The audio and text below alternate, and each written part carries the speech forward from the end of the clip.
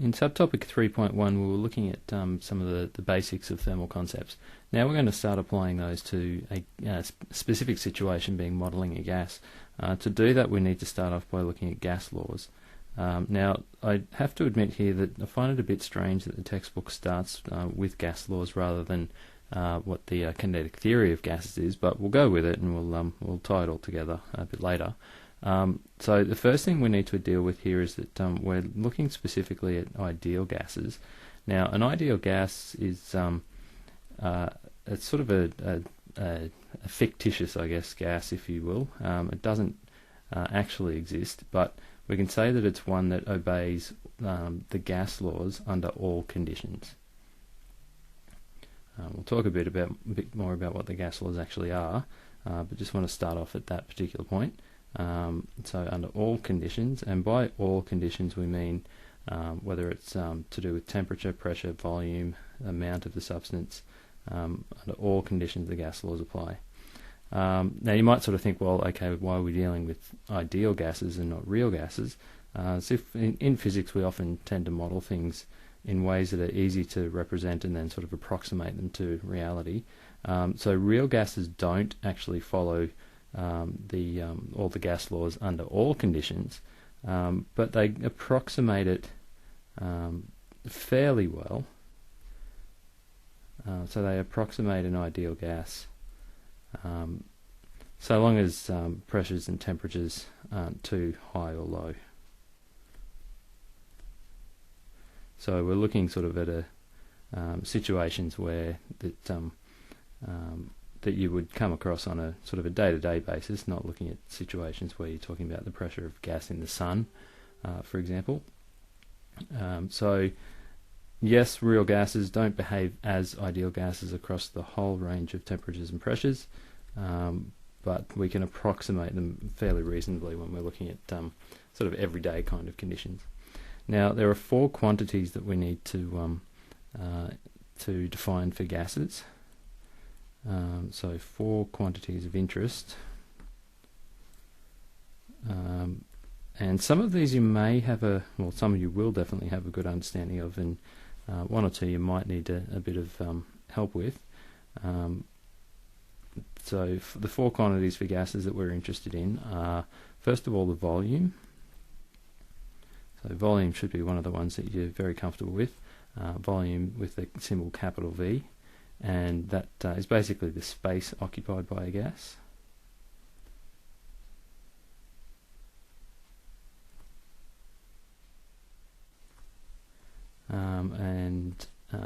The second then is the temperature.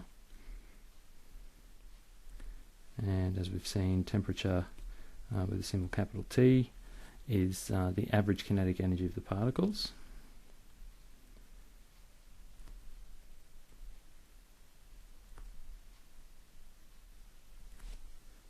I haven't mentioned what the units of measurement are here, because we'll do that when we start to actually get into the gas laws themselves. So we'll come back to that in a second. The next one is the quantity, or the number of moles. Now, those of you that do chemistry should be fairly familiar with the term moles. We use the symbol N to represent number of moles.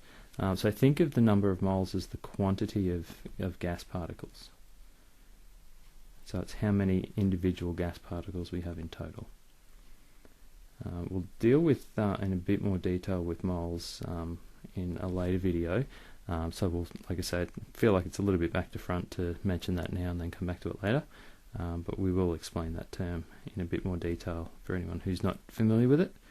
And the last one then is the pressure of the gas. Now pressure is force per unit area. So easiest way to think of it here is that it's the force per unit area exerted by particles of the gas on the container wall.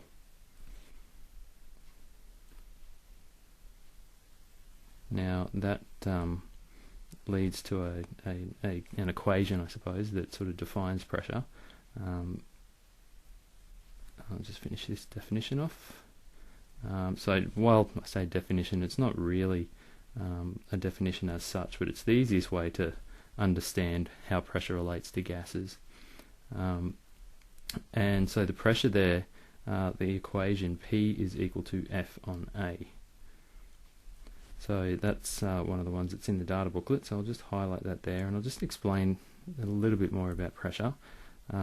So P, as we've just seen, is pressure, and pressure is measured in pascals.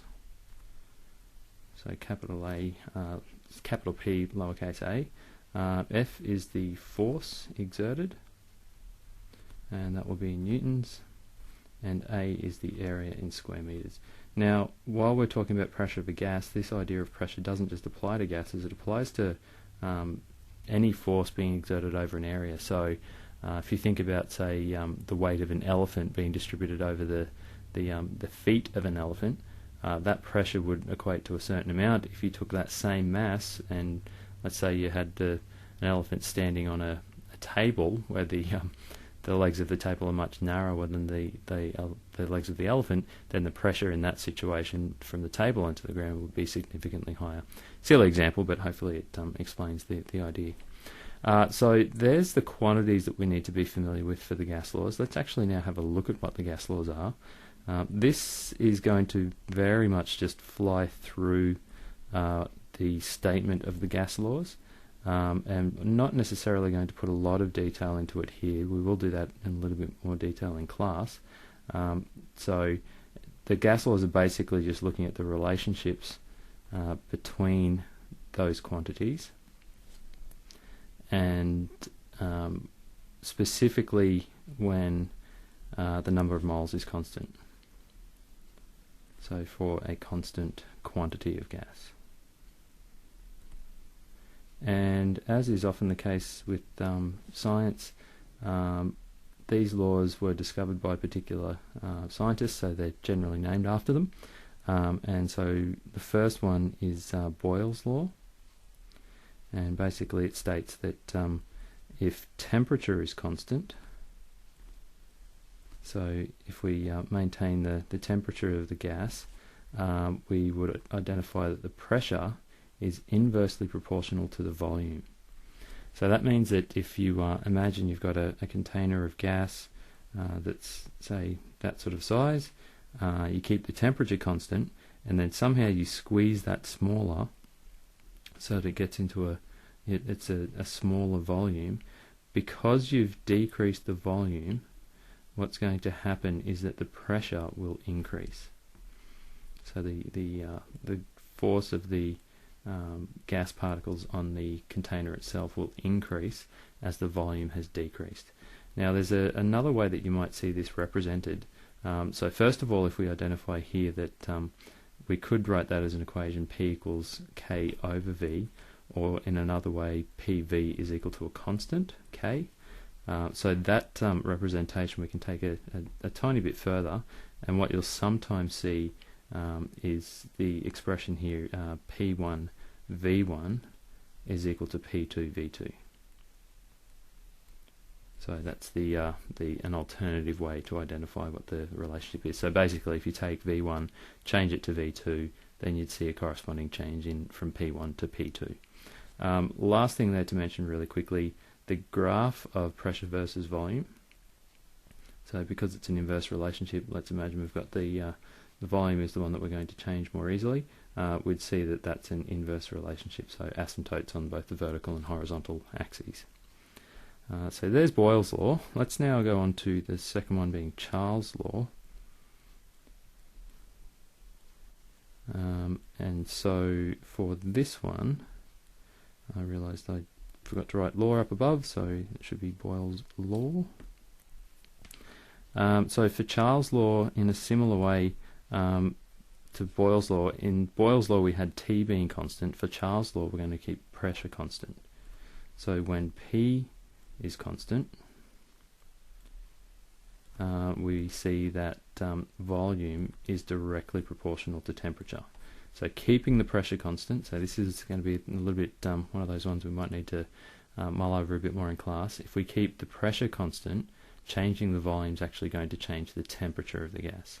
And so in a similar way, as we sort of identified before, we could say that V is equal to KT, where K here would be a different constant. So we could then write instead that V on T is equal to the constant. So that leads us to the alternative way of expressing this, that would be V1 on T1 is equal to V2 on T2. And again, in this situation, if we were looking at a graph of how the temperature is affected by volume, so let's say the temperature is the one that we're going to measure and volume is what we're going to change, we'd expect to see a directly proportional relationship there. Moving then on to the next one that has a couple of different names. Sometimes it's referred to as the Gay-Lussac law, but we're going to call it a Montaigne's law. In the end, the names of these aren't particularly important, who they're named after. What is important is understanding what the relationship itself is. So, as you might have guessed here, we're looking now at V being constant. And in that situation, you might have guessed that pressure is going to be proportional to temperature. So if we keep the volume of a container constant, if we increase the pressure, we're going to increase the temperature of the gas. So pressure sort of or think of it the other way around if you want. If you increase the temperature, then the gas particles will move faster, and so there'll be more collisions with the container, and so the pressure will increase. Shouldn't really need to go into the derivation for this one. You should be able to just from above identify that the alternative expression here would be P1 on T1 is equal to P2 on T2. And likewise here, we could represent in this case pressure being on the vertical axis. If we change the temperature, again that should be a directly proportional relationship. In the next video we'll have a look at the ideal gas law, and we'll sort of basically combine all of these relationships.